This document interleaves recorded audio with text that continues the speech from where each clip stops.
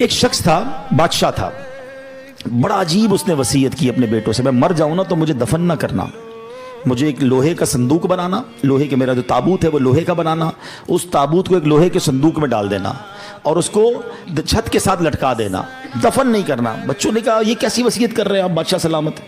کہتا میں یہ وصیت اس لیے کر رہا ہوں کہ میں قبر میں جاؤں ہی نہ، جب قبر میں جاؤں گا نہیں تو عذاب بھی نہیں ہوگا۔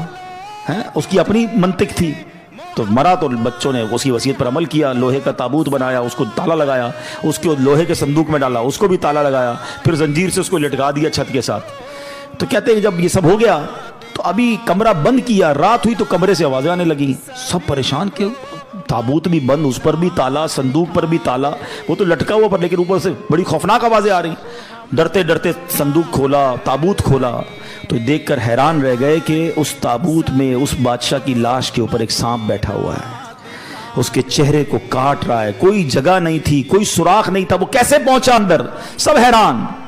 اب جناب بڑی مشکل سے سانپ کو نکالا، اس کو مارا، پھر صندوق کو بند کیا، پھر لٹکا دیا، جیسے تیسے کر کے رات گزر گئی۔ اگلی رات پھر کمرے سے آوازیں آنے لگیں، پھر جا کے جب صندوق کھولا، تابوت کھولا تو اس سے بڑا سانپ اس کی صندوق میں موجود تھا جو اس کو کاٹ رہا تھا۔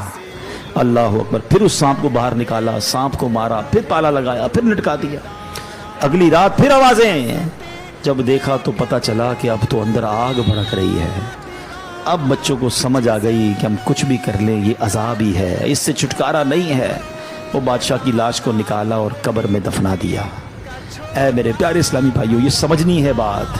ہو رہی ہے عمر بسلے برف کم، چپ کے رفتہ رفتہ دم بدم۔ برف والے کو بیچتے ہوئے دیکھا ہے؟ برف جس کے ہاتھ میں ہو اس کو بڑی ٹینشن ہوتی ہے۔ ایک بزرگ کہتے ہیں میں نے زندگی کا راز ایک برف والے سے سیکھا۔